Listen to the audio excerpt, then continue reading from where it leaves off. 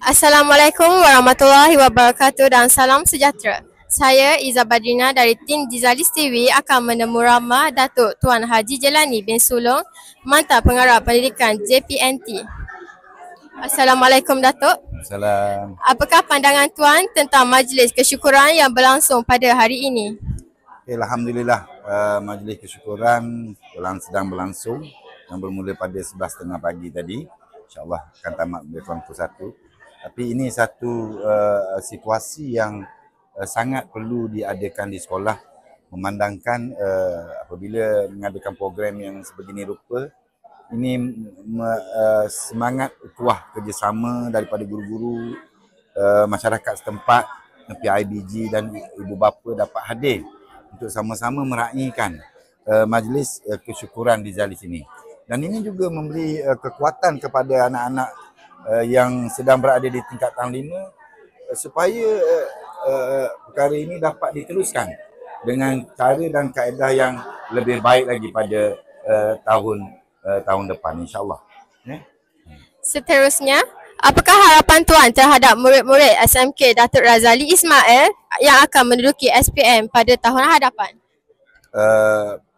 Pada cikgu, kita harapkan Dizalis sebab dia merupakan sekolah yang berada di bandar, tengah bandar, dengan bilangan pelajar yang agak ramai, dan insyaAllah dengan kekuatan dan infra yang saya nampak semuanya lengkap, ini memberi kekuatan kepada murid-murid yang berada di sini untuk mendapat keputusan yang terbaik, insyaAllah.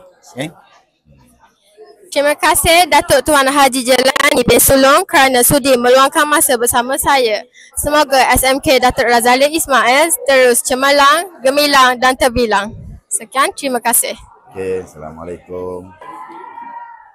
Assalamualaikum warahmatullahi wabarakatuh dan salam sejahtera. Saya Iza Badrina dari tim Dizalis TV akan menemu ramah Cikgu Rafidah binti Aziz, Guru Penolong Kanan Pentadbiran SMK Datuk Razali Ismail. Assalamualaikum Cikgu. Waalaikumsalam. Apakah pandangan Cikgu tentang majlis kesyukuran yang berlangsung pada hari ini?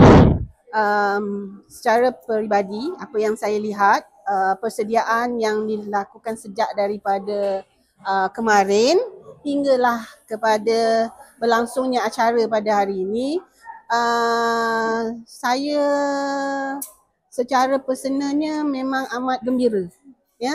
Gembira jelas kelihatan di wajah guru, di wajah murid-murid di sekolah ini, dan kalau tengok kerjanya bersama-sama, dari semalam sampai ke pagi ini bersama-sama merealisasikan kemenjadian majlis kesyukuran sempena kejayaan murid-murid SPM tahun 2024.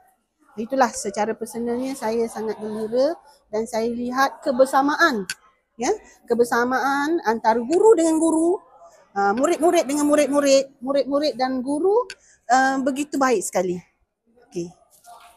Seterusnya, apakah harapan Cikgu terhadap murid-murid SMK Datuk Razali Ismail yang akan menduduki SPM pada tahun ini?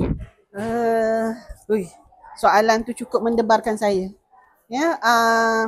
Tahun ini kita akan mempunyai calon seramai 173 orang yang akan menduduki peperiksaan SPM pada bulan Disember nanti.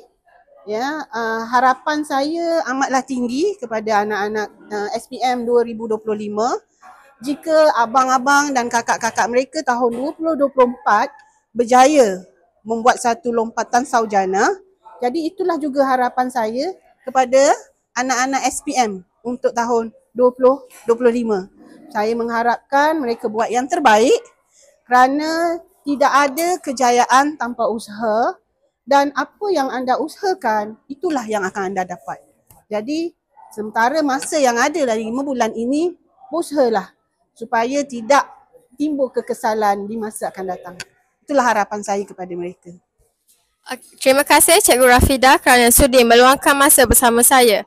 Semoga SMK Datuk Razali Ismail terus cemerlang, gemilang dan terbilang. InsyaAllah. Terima kasih.